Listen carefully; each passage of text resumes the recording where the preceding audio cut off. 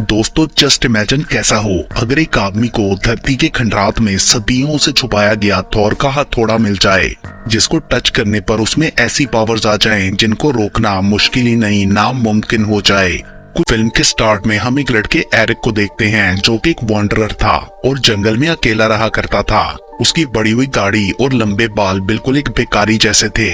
उसके पास कुछ supernatural powers थी जिन्हें वो सही से कंट्रोल करना नहीं जानता था, लाइक पानी को एलिवेट करना, वेदर को कंट्रोल करना और किसी भी चीज को हाथ लगाकर जला डालना।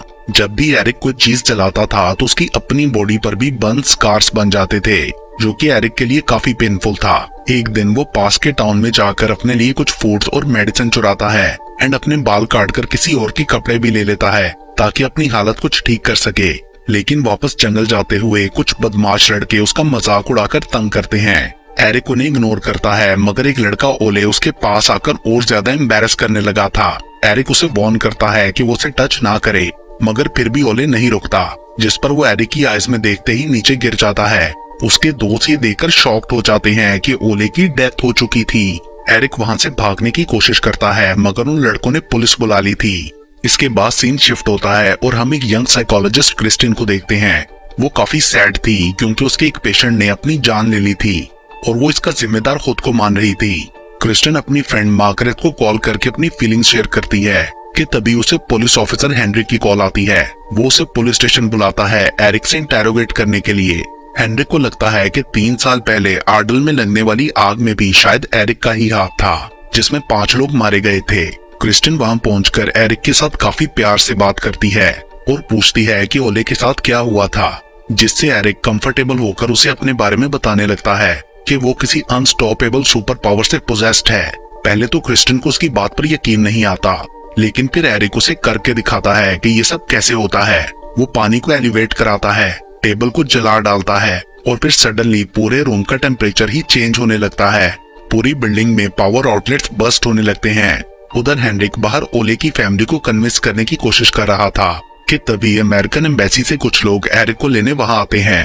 हेनरिक उन्हें लेकर अंदर आता है तो देखता है कि एरिक की पावर्स के थ्रू वहां बहुत प्रॉब्लम्स हो रहे थे और एरिक को रोकना बहुत मुश्किल हो चुका था। इस सब से घबराकर क्रिस्टिन एरिक से बात करने की कोशिश करती है, जो एरिक को काफी अच्छा लगा था और फाइनली पहली बार एरिक अपनी पावर्स को कंट्रोल कर पाता है। सब ठीक होते ही क्रिस्टिन एरिक को एम्बेसी ऑफिसर्स के साथ जाने के लिए कन्विंस करती है, जिस पर वो मान गया था।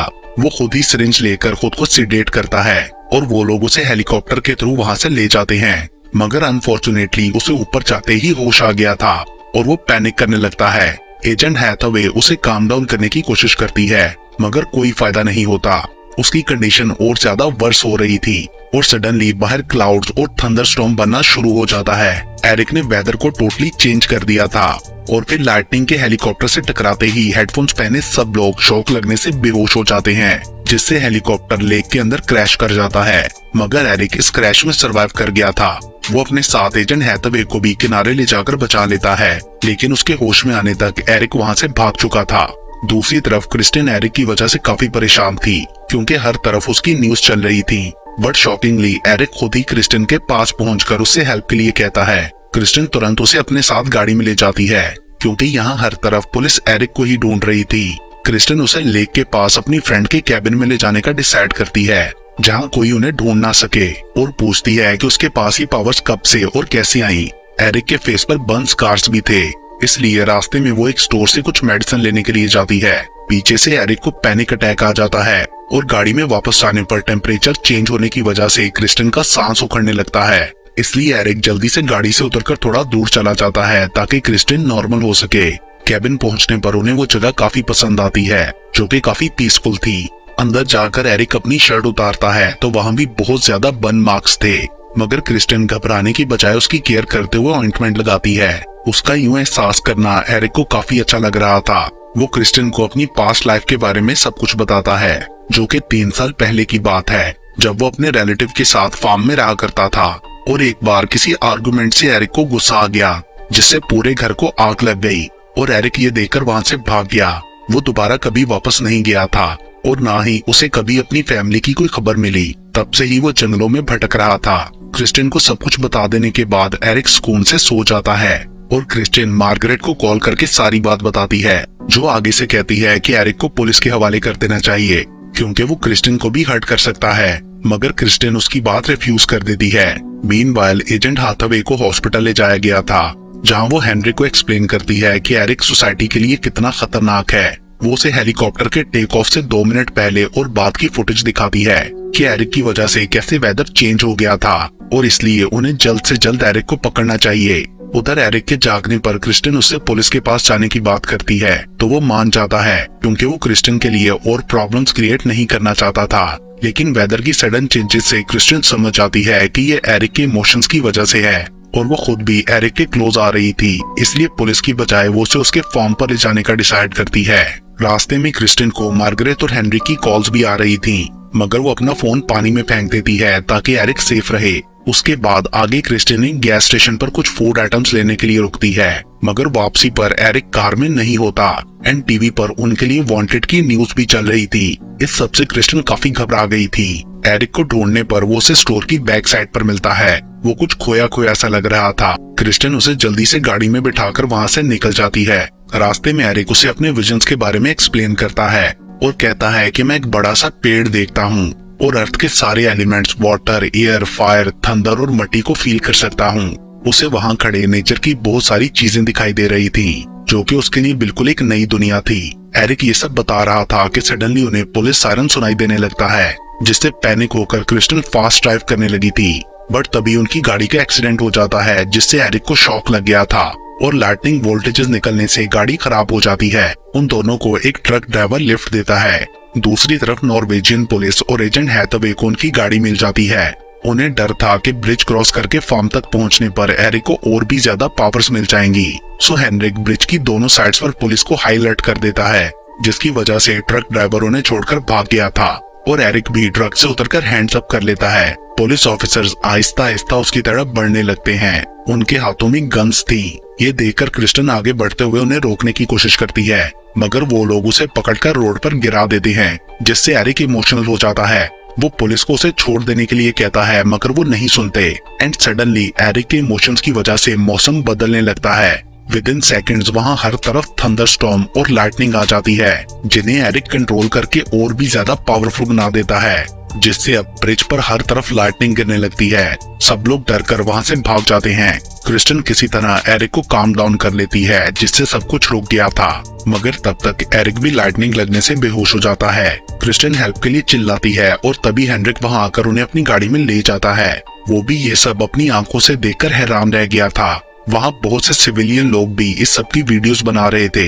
हेनरिक क्रिस्टिन के इमोशन समझ चुका था और वो अब उनकी हेल्प करने के लिए तुरंत एरिक को करीबी हॉस्पिटल ले जाता है। सब लोग एरिक को थॉर, गॉड ऑफ थंडर कह रहे थे। मीनवाइल हम ओले के फादर को देखते हैं, जो एरिक को मारकर अपने बेटे का बदला लेना चाहता था। हॉस्पिटल में एरिक को तुरंत इमरजेंसी रूम ले जाया जाता है, जहां एमआरआई मशीन के अंदर उसे होश आ गया था। वो क्रिस्टिन को अपने विजन्स के बारे में बताने लगता है। अब की बार उसे आई से जरा दिखाई दिया था।